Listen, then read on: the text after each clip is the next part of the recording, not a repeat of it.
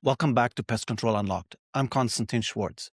In the previous episodes, we've been building the company of 2030. We built the control tower, we installed the sensors, we trained the biosystems integrator. We've effectively built a Ferrari, but we're still trying to sell the service like a horse and cart. If you work in commercial sales, you know that requests for proposals can be challenging, especially when bid requirements call for the single metric that kills innovation: price per device. They want you to break down your value into pennies, the cost to check a single mousetrap or a single fly light. This model is fundamentally broken because it creates a perverse incentive structure. When you're paid per visit, you are financially incentivized to be inefficient and drive to the site more often.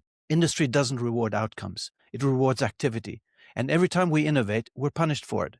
If you were to invent a sensor array today that solves a problem with half the equipment and half the labor, you essentially have to cut your own revenue in half. Why would any company innovate if the contract is designed to keep them inefficient? Let's for a moment consider tearing up the standard service level agreement. Let's move from selling inputs to selling outputs. Let's move from dollars per device to risk mitigation. To understand the future of commercial sales, we have to stop comparing ourselves to window cleaners or landscapers. We need to start comparing ourselves to cybersecurity. Hear me out. Let's look at a modern factory. They have a server room, and they pay a fortune to companies like CrowdStrike or Microsoft to protect their networks. They don't pay those companies based on how many viruses they caught yesterday. They don't pay based on how many hours the IT guy spent typing on a keyboard rectifying intrusions. Cybersecurity didn't win by being cheaper. It won by making downtime unacceptable. A pest breach is the same as a cyber hack. Production stops, compliance fails, and losses compound fast. That's why pest control isn't hygiene anymore. It's security, biological security, and the biological security that becomes part of the mission-critical infrastructure. In 2030, the conversation changes. We stop walking into a client's office offering to check traps for a monthly fee. We start offering to guarantee their audit readiness and production uptime. We're selling the absence of risk. We're selling insurance. And when you frame the value that way, the price and number of traps becomes completely irrelevant. So how do we justify the premium price tag that comes with this advanced technology? When you sit across from a CFO, a plant or purchasing manager, the conversation often gets stuck on the sticker price. They want to know why you cost $8,000 a month when their current provider only charges $5,000. Here's the reality you need to walk them through. There are three buckets of money that actually matter in that conversation. Bucket number one is the recall. Industry studies consistently put the average food recall in the high single-digit or low double-digit millions before long-term brand damage. That is immediate cash out of the door, legal fees, fines, and retrieving product from customers. Bucket number two is downtime. If a rodent breaches a production zone, the line shuts down for treatment and deep cleaning. You would know the numbers. Many high-care, high-speed production lines generate roughly $50,000 of revenues every single hour.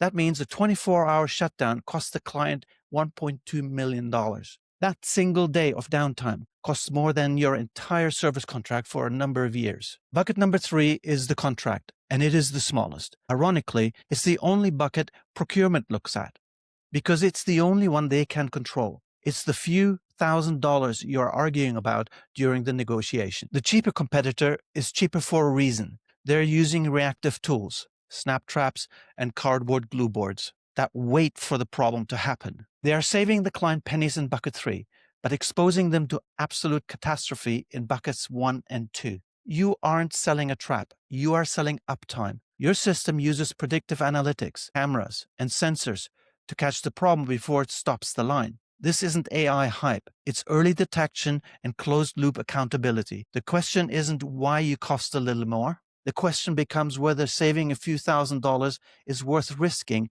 $1.2 million a day or the $10 million for recall. That is the essence of the risk mitigation agreement. The client gets a flat subscription fee. You get the budget to deploy the best technology in the world, and nobody wastes time counting dead mice on an invoice. But as always, there is a catch. To guarantee results, we need cooperation. And for the first time in history, we have the data to enforce it. We have all seen the scenario where a facility has a pest issue and the client immediately blames the pest control company. But the data often tells a different story. Our control tower logs might show that loading dock number 2 was left open for 4 hours in the middle of the night. Thermal cameras might pick up a heat signature entering exactly during that window. In the old world, the pest control company would just absorb the cost and do the extra work for free. In the world of 2030, this is a breach of protocol. There are two rules of the risk mitigation agreement.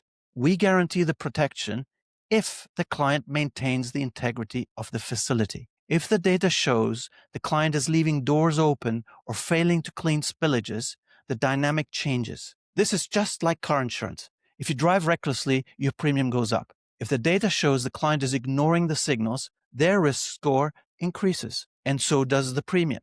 Not as a penalty, but as a signal. This turns the relationship from a vendor who gets blamed to a partner who provides accountability. Now let's talk about closing the deal. Even with the bucket argument, some buyers will struggle to sign a higher value contract if they are used to buying on price. And boy, do I hate competing on the basis of price. This is where the shared savings model comes into play. Think about the client's current waste budget. They are already spending money on emergency callouts.